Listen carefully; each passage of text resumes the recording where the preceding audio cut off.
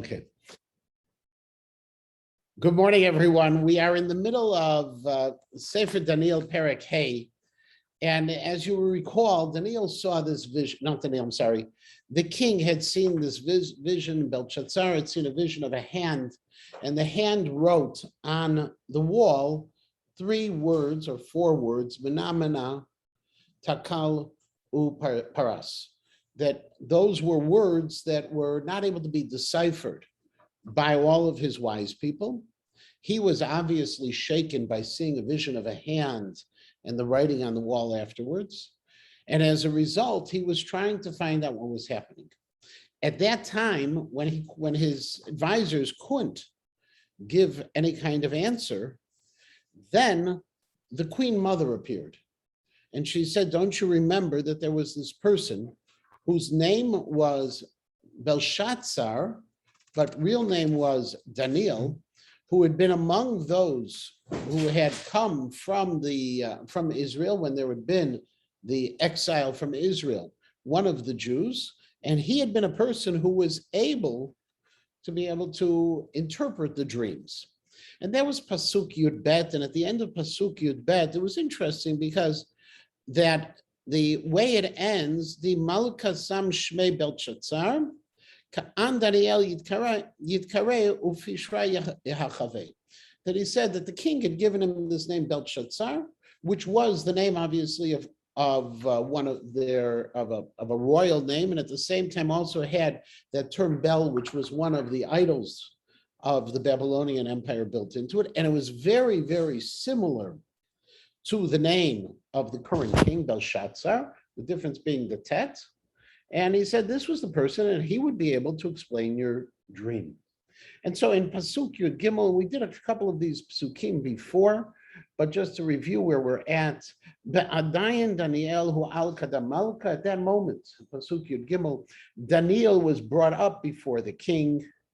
Anei Malka ve'amar le Daniel, and the king said to Daniel, unto Daniel, are you Daniel? Dimin bnei galuta di Yehud, de'ahaiti malka avi min Yehud, who was one of the people who was from the exile of Judea that my father had brought from Judea, from among the Jews themselves. So there was a machloket, exactly what's going on here. And again, this goes back to, we had dealt with this last week, how is it possible that a later king would not know all about this, especially according to the position of Chazal, where they talk about Belshazzar being the son or the grandson of Nebuchadnezzar, in other words, being straight in line. And as a result, the answers we gave were that it's entirely possible that Belshazzar had chosen not to know him, very similar to the experience we had with Paro back in Egypt. According to modern historians, if you remember, Belshazzar was already a 3rd dynasty. And so it is much later, and it's possible that he didn't have those same kind of records. Yeah, Yafa, you're muted. No. This is a really weird question coming out of left field. Everybody sees something, unlike those dreams, right? Everybody sees this. This is a crazy question, but what's the difference between vision of seeing this versus a prophetic state? Was everybody in some sort of prophetic state? I mean, what was this? So the way it's described by the Psukim is this was actually writing on the wall. That there is a machloket, if you remember, whether or not everyone saw the writing happening. Belshazzar definitely saw the writing happening, and if it was just that the end result is what they saw, but there was physically writing on the wall that was present at this time. And so they saw it, but they couldn't interpret it. And you remember also among the Meforshim, we talked about how is it possible they couldn't interpret it. One possibility was they didn't recognize the old Hebrew script. The other possibility was it was written top to bottom as opposed to right to left. All of these things, they just couldn't make it out. It was a puzzle to them in some way, but they physically saw that writing that was there. So that's where we're at. And what's interesting is his question. Okay, the question the Belshazzar asks, are you Daniel? So the Medrash Daniel, the commentary of the Medrash Daniel says very simply, that he's talking about, like, are you Daniel? Are you this famous guy? He's talking and he's mocking him at the same time. Like, who do you really think you are?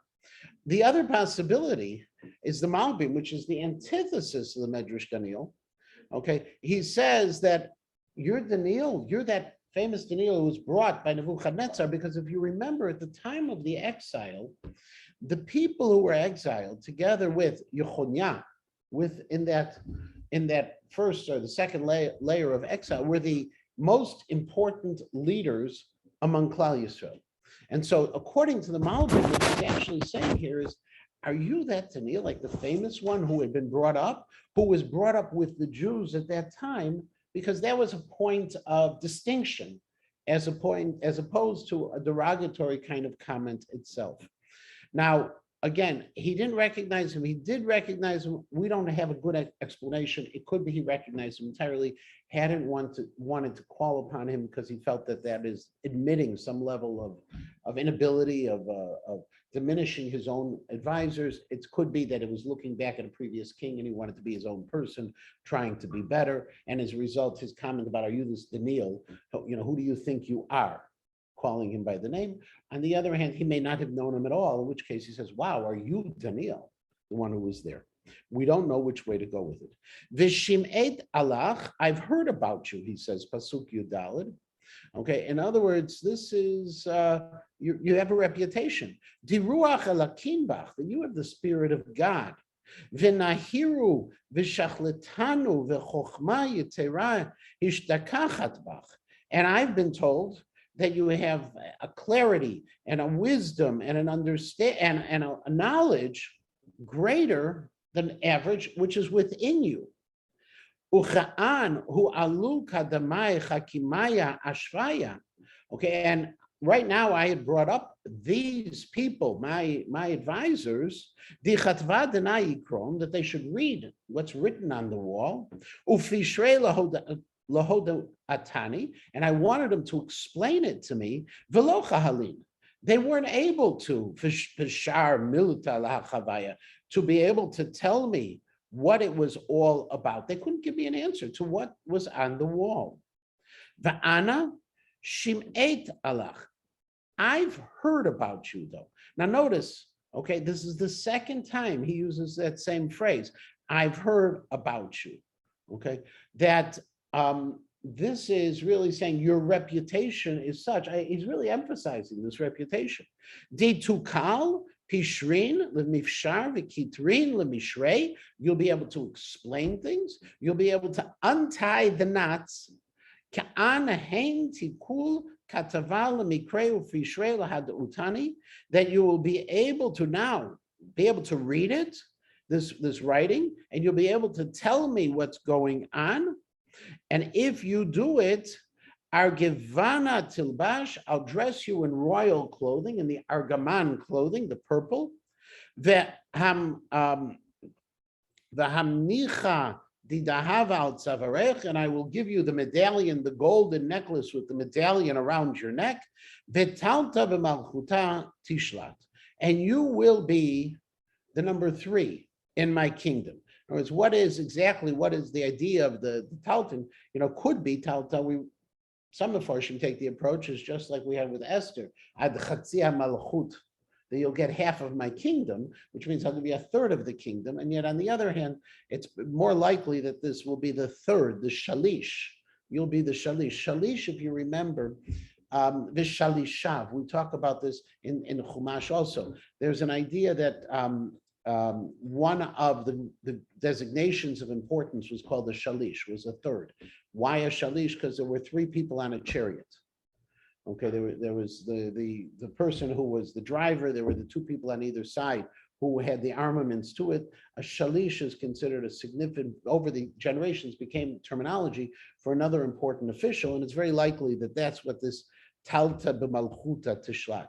You'll have, as opposed to a third of my kingdom, you will be a third. Okay, as opposed to second in command, you'll be the third in command. At that point, the Adayan Ane Daniel, V'amar Kadam Malka. Right then, Daniel goes ahead and he responds before the king. And he says, Matnatcha lach lahavyan. He says, listen, I don't want to take anything from you. All the presents you're offering, keep them.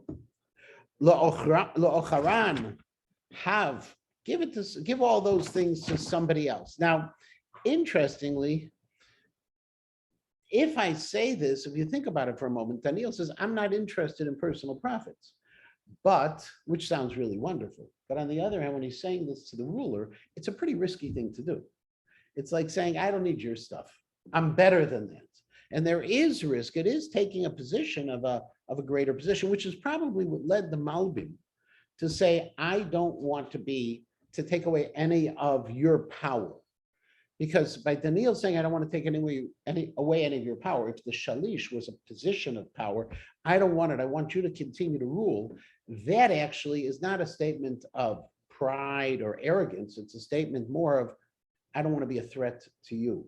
So it could make more sense if we take it that way. It says, I don't want it. Baram, katavai krei l'malka. But nevertheless, I'm still going to explain these things. Ufishrei ohodi ine, and I'll explain them to you. Ant malka, you are the king. Okay. Now, when he says Ant malka, okay, he again is saying that you are the king. I'm not challenging you at all. Elakai la malchuta revuta v'yikara v'hadara yahav l'nebuchadnezzar avuch. And all of the power, okay, the power and the honor and the glory was given to Nebuchadnezzar, your forefather, the person who was before you. And again, these terminologies create problems for us because we know Nebuchadnezzar wasn't his father. According to Chazal, may have been a grandfather. But according to modern scholars, it was two other dynasties, but it's really not a big problem. The term Abba or Avuch or Av in Hebrew, those are all terms of mastery. So, for example, we talk about Avraham Avinu as the Av Hamon Goyim, the father of all nations. Avraham Avinu wasn't the Av Hamon Goyim. There many nations came from him, of course, but it is entirely possible. We're saying that you will be viewed as like a master, as the originator. You're the powerful one. So it could be that the Navi is that Daniel is just telling him, listen, the power of Nebuchadnezzar had, that was a power of that, from that position, of the powerful position himself Nebuchadnezzar had. And from this power, this revuta is gadlut, his greatness that was given to him, all of the nations and the peoples and the tongues, the languages, havu zayin udchalin min kadmoi. They were shaking and afraid before them. Di hava tzava, have a katel. Whoever he would command to be killed would be killed. V'di hava tzaveh, have a mechei. And whoever he commanded to live would be able to live. Now, interestingly, there's a machloket in the Mefarshim. If you look under the word machei, there's a patach under the mem. It's a straight line, not the little t. The patach means that it's from the word mechayev. If there was a komatz there, the little thing under there, it would actually be from limchot, to hit. So there's two ways of translating it. I assume ArtScroll translates it, whoever they wanted to kill would kill, whoever he'd command to live would live. But if I look at the Radak and Ralbag, the way I would translate it is whoever he would command to kill would be killed, whoever he commanded to hit would be hit. Marim, and whoever he would command about to be lifted up would be lifted up. And whoever he commanded to lower down would be lowered down. In other words, your ancestor or your predecessor, probably is a better way of saying it, Nebuchadnezzar had this ultimate power. Yeah. He might have been gutsy here, but he's probably here. Well, yeah. It depends on all the ways you want to do it. If you say, I don't need your stuff, that's the gutsy one. If he says, I don't want to take anything from you because I think you are the boss, then the rest of this works, right? But you'll see he's not going to gravel in a minute. Right now, what he's saying is it's all about Nebuchadnezzar, the predecessor. Watch what he says now about Nebuchadnezzar. Now he goes over a little bit of a history, which was from the previous parak. And when Nebuchadnezzar's heart rose. In other words, when he became haughty, tikvat lahazada, and he became he with power began to do things that were wrong. Lahazada from the same shorish as the word mazy, to premeditated wrongs that you do. Hanchat min karsei malchute. God took him down from his position, from the seat of from his throne. V'ikara hediv minei, and the glory he took away from him. Yakar is the same thing as kavod. Okay, okay, the same thing. Umein b'nei anasha terid, and what God did was he was migareshoto. He exiled him from among human beings. Ulevavei im chevta shaviv, and he went ahead and his heart, in other words, his mind. Remember, the heart in Bible is typically the seat of intellect, not emotion. The heart, okay. The klayot, the kidneys, were emotion, okay. And we find these terminologies, klayot v'lev. We talk about the kidneys and the heart. The idea that the heart is emotion came later, and that the brain was intellect was later. Now, nowadays you could say have all this fun time about emotion, emotional intellect and all different kinds of intellects. We know there's all different kinds of intellects. Maybe the heart is a form of intellect, whatever it is. But the reality we say about all of this is, he said, look, what ended up happening here when his livavei im chevta shaviv, he ended up with the animals. His heart went with the animals. Vim aradaya midorei, and with the mules he was living. Isba, not the mules, the donkeys more. Isba kiltorin yetamunei, he was eating grass like the oxen. Umital shmaya gishmei yitztaba, and he was bathing himself, he was washing himself with the dew of the heavens, okay, the rain of the heavens. Adil yad'a di shalit elaka ilai b'malchut anasha, until he came to the realization that God above ruled over people. Ulaman di yitzbei yakem alem, and God is the one who ultimately commands who's going to be in charge. The ant.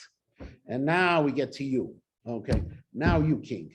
Okay, this is Belshazzar. Now he's addressing him. And if beforehand we thought he was groveling, now he's giving it to him. The ant brave Belshazzar, lo hish pelt levavach. You haven't in any way been humble. Your heart has not been humbled. Kol kaval dichol denayadat. Despite the fact that you knew all of this. In other words, you knew this history. You should have known what was going on, and you didn't learn the lesson. Ve'almare shemaya itramamta, and over the heaven, the master of the heavens, you have tried to be greater. Uma anaya divete, and regarding the utensils of his house, the Beit HaMikdash, hetiv kadamach, you've brought before you, ve'ant, and you, V'Ravranach, and your ministers, your important officials, Sheglatach, your wives, Ulechenatach, and your concubines, Chamra Shatin Bahom, you drank wine out of these things. Ulelok hey Chaspa v'Dahava Nachasha Parzala v'Avna. And two, you drank them to the gods of silver and gold, bronze and iron, wood and stone. Dilo chazayin, who can't see, velo sham'in, and can't hear, velo yad'in shabachta, and they don't know, and you praise them. Ula elakad nishmatach biadei, and to the God to whom your soul is in his hands, v'chol orchatach lei, and all of your ways you are dependent on him, lo hadarta, you offered him no honor. Now, this is pretty tough. Okay, now remember, the sin of Belshazzar, when he brought out the utensils of the Beit HaMikdash, was motivated by, according to the Gemara in Megillah and Daf Yud Aleph, was motivated by a miscalculation. He was off by a year of when exactly the 70 years were up. According to Chazal, he knew full well that the Jews were supposed to be exiled for 70 years. He miscalculated the 70 years, and therefore he says, okay, this is done. I don't have to worry about their God anymore. I don't have to worry that they're going to leave me anymore. Everything is wonderful and perfect and great. I have now the ability, and I'm going to defile or take advantage of these things that were brought out. He did defile them in a way that Nebuchadnezzar had not done. There is no question Nebuchadnezzar destroyed the Beit HaMikdash. But when he brought the utensils back from the Beit HaMikdash, he put them in a place of honor. He didn't use them. Now, it was all wrong. Everything was wrong, but there was this perverted sense of honor that he gave to things. And at least he gave that kind of honor. What Belshazzar did when he brought them out, it's not that the utensils were still sacred because they were defiled already. They wouldn't be able to be used as were in the Beit HaMikdash. But because of the fact that he then chose to use it for worship of idols, which Daniel is very clear about, he took it a step further. He not only used defiled utensils, but he used them in a way to diminish God. And that's why his sin was so significant here. Okay, remember the utensils they were stored in a pagan temple. They were stored in a pagan temple, which to Nebuchadnezzar was a place of honor. But they were stored there. When he pulls them out, he goes a step further. Ba'adayin min kadamoi shaliach pasa diyada. And then before him came out this hand, ukatava dena rishim, and he wrote down what was written down. Udena katava di rishim, and this is what was written. Now, when you say this is what was written, realize that if it was so easy to read what was written on the wall, there's really not a need for him to repeat what was written.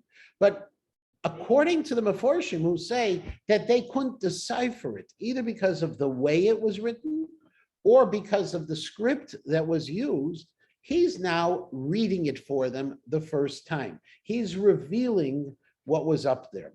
And what it was up there, it was Menei, Tekel, Ufarsin.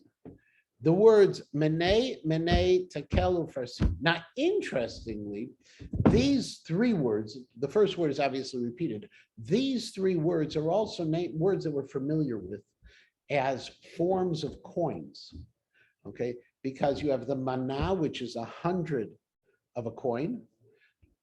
You have the takel is shekel, it's a shekel, okay? And a paras, you also had these three terms were actually words that we now know as coins, but they weren't meant in that way. But rather, menei, takel ufarsin, he's going to interpret it as follows. Dina pishar milta, this is the meaning of these words. Manei. God, the first one, Manei, Mana elaka malchutach v'hashlamam. God has counted out the years of your monarchy. That's Rashi. Reb Saadia Gaon says, God was really careful in the counting. Manei. Okay. Well, we don't know how. We don't know how many years this was right now. Right now, it's in the fourth year. Okay, but we do know that Manei, according to Reb Saadia Gaon, means God checked his books. He counted and he recounted to be very precise in it. Why it means that. Well, Manei actually from the Hebrew word mana, leave notes to count. So the Aramaic, that's actually a translation of the Aramaic word. It's not even encoded. What's encoded is, okay, I know there's a word counting, but what does counting have to do with anything? So God has counted your years. He's interpreting the dream. And he's saying your years are done. Next, takel, the next word, takel, which takel is the Aramaic version of shekel, lishkol. Now, a shekel comes from this. Why is a shekel a coin? Because it's a certain measure. There's a certain weight. Remember, up until modern times, coins were the value of the metal that was inside the coin. Right? Takel. So what was measured? Tikilta be'omoznaya v'ishtakach chasir. You have been measured in the moznayim, the weights. Now, a moznayim is a scale, with the two balance scale. Okay, so you have been weighed, meaning your deeds have been weighed. Okay, and we see chasir, you're missing. In other words, that you don't have enough merits to overwhelm the evil that you have done to be able to repair your time being ended. Vihivat pares, the last word, pares. Pares is actually, according to Daniel, a play on words. First is prisat malchutach. Your monarchy is going to be broken. But also, like there's a prisat lechem, you have a slice of bread. Okay, same word in modern Hebrew. Vivat lemadayu faras. But it's also a play on words, because I could have used a lot of words to say your monarchy is cut, but I used a word to talk about the next empire who's going to conquer you, who, according to everyone, Chazal and historians, he was in the midst of a battle with Persia. Okay, that he had this great feast, which he brought out the golden utensils. We're not 100% sure. Chazal say it's because he's celebrating at that point, the defeat of the prophecy, or it could have been that he had succeeded in a great battle. Okay, he thought he had overtaken or had staved off at least the Persians, but here I have pares. Oh, pares means both to break. And it's a reference, Lamadai, to Mede and to Persia. All of these things are happening. There's two meanings, in other words, what Daniel says. So if you take it all together, you say what it says is God has counted your years, they're done. He's measured your deeds to see if there's any reason to extend your monarchy. There are no reasons. You're going to suffer the break. And who are you going to suffer the break by? At the hands of the Persians, Paris. That's the interpretation of the dream. Be'edayin, right then, Amar Belshazzar gave a command, Vil bishul Daniel, and he dressed up Daniel, Bar Givana, V'himnicha didahava al tzavarei, and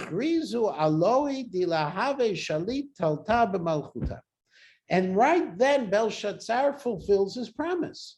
Belshazzar goes out, he dresses him up in the royal purple, in the argamon. He puts the medallion with the gold necklace around his neck. He makes him a third within the king. And the question comes up, why?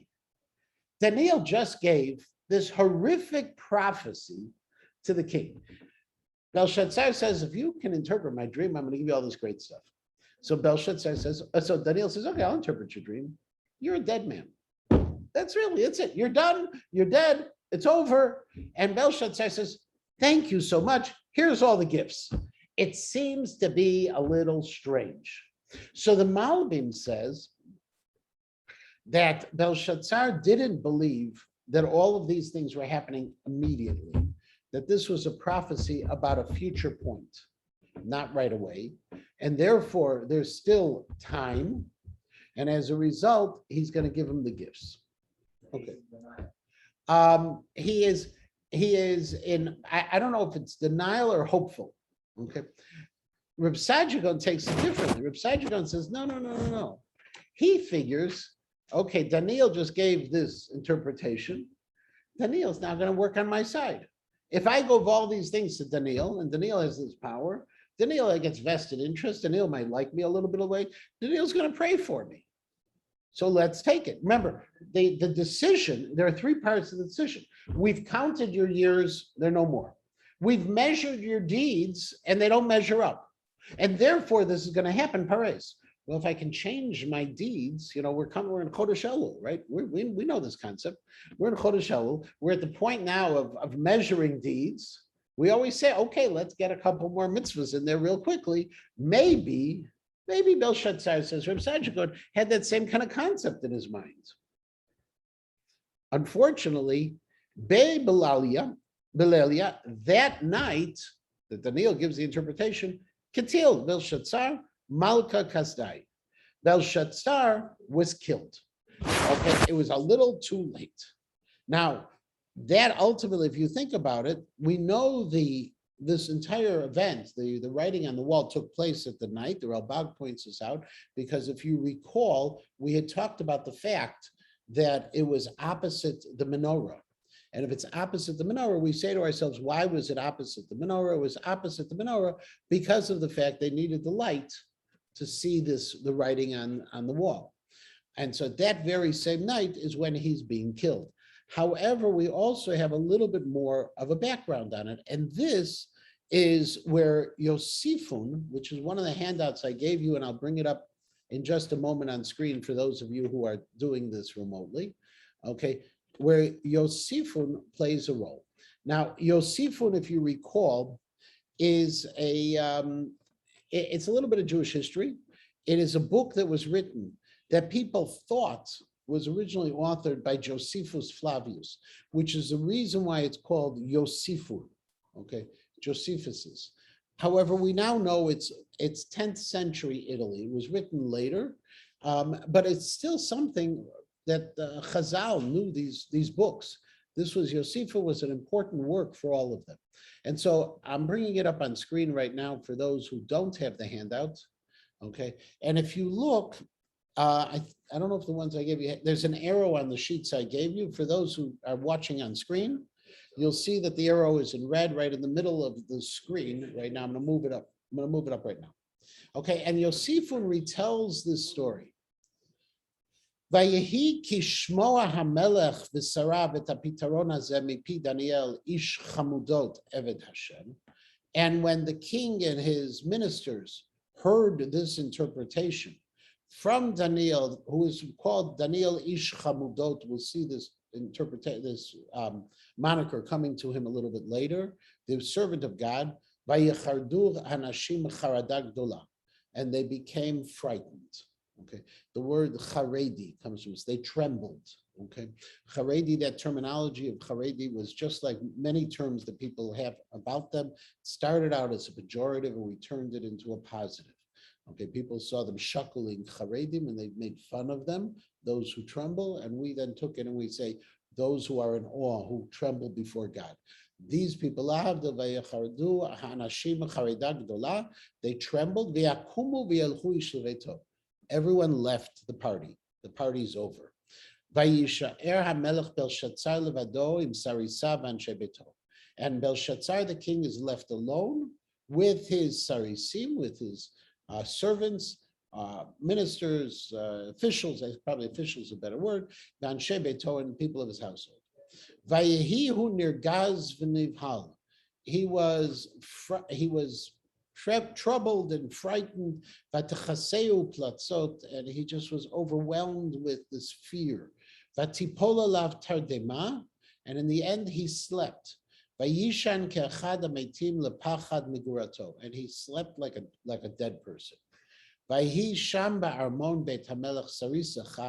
And there was in the palace one official, who had been one of the people serving Nebuchadnezzar. Nichbad v'naso panim.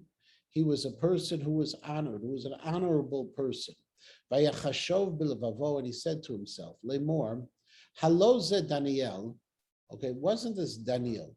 Shenikra shemo Belshazzar, kishem Elohei Adonai Nebuchadnezzar. His name Belshazzar was reminiscent of one of the gods of my master Nebuchadnezzar, asher patar lo et chalomotav. Okay, who this Daniel had interpreted dreams for my master.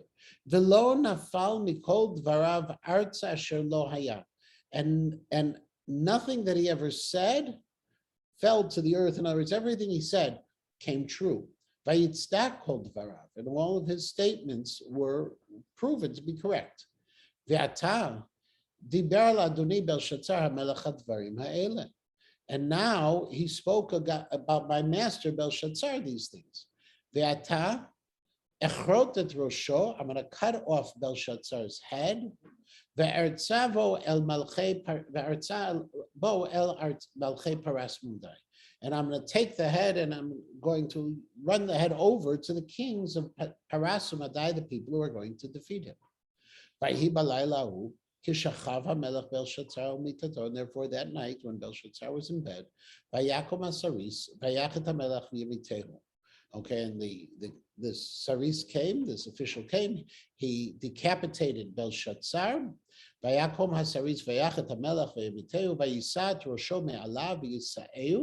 And he took his head and he carried it.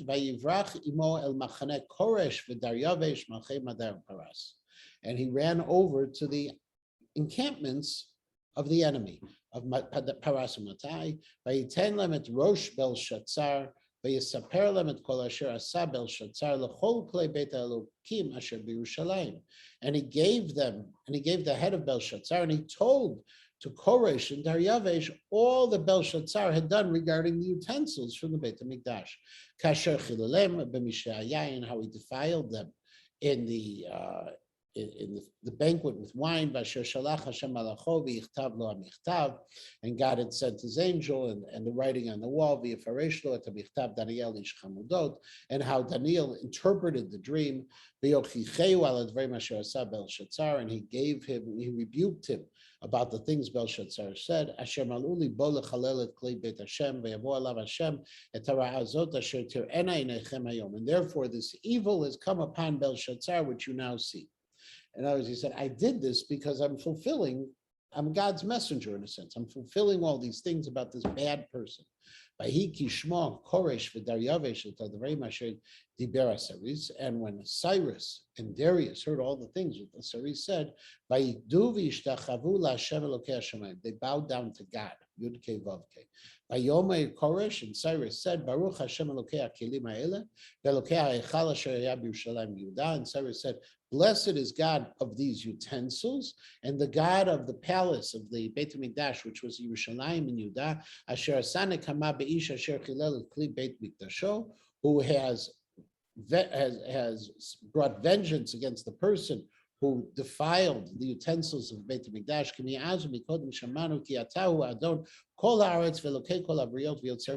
because we have heard that you, God, are the master of the world, the God over all creation and the creator of the world. Now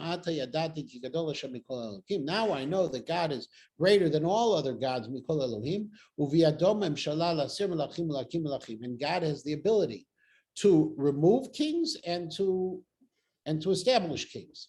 As Nadar Melech Koresh Livnot et Eichal Hashem Elokeinu Asher B'Yerushalayim. It was then that Cyrus made an oath that he was going to rebuild the Beit HaMikdash, Lishloach et HaGolah miBavel Yerushalayim, and he's going to send back the exile from Bavel to Yerushalayim, Ulashiv et Klei HaKodesh El Eichal Asher B'Yerushalayim. And he was going to, at that point, return all of the utensils back to the Beit HaMikdash and to Yerushalayim. In other words, what happens here in this Sefer right now is at the end, when the last of these kings, Belshazzar, is killed, what is going on is we see the stage is not only set for the rebuilding of the second Beit HaMikdash, and we know Cyrus is the one who gives the command, but we see his death is assigned in Jewish tradition as the cause of Cyrus's decision to do so. It wasn't that Cyrus decided to give the decree to rebuild the Beit HaMikdash in a vacuum. Rather, Cyrus did this as a direct cause, and we assigned to Cyrus this understanding which Belshazzar did not have at all. And so that's this story itself.